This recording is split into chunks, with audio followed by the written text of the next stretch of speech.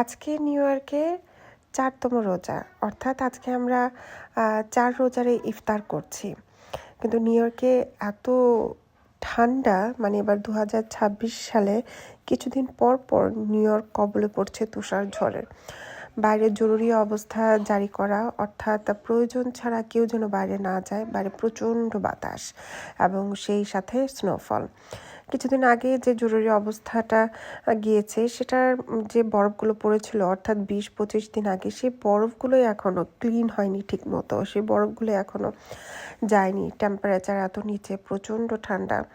যাদের বাসায় ছোট বাচ্চা আছে তারা অবশ্যই বাচ্চাদের একটু ঠিক মতো রাখবেন, কারণ বাচ্চাদের ঠান্ডাটা তো যাচ্ছেই না।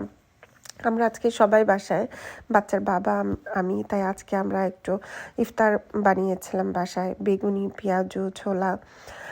নিউ ইয়র্কে বাংলাদেশের একটা আমেজ পাওয়া, আমাদের নিজেদের দেশে যেই আনন্দ নিয়ে আমরা ইফতার করি সবাই মিলে, এখানে তো আর সেটা হয় না।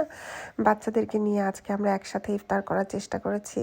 বাইরে সুন্দর স্নো পড়ছে আর আমরা ভেতরে ইফতারের সব কিছু আয়োজন করে ইফতার খাচ্ছি। এটাই হচ্ছে এখানকার আনন্দ।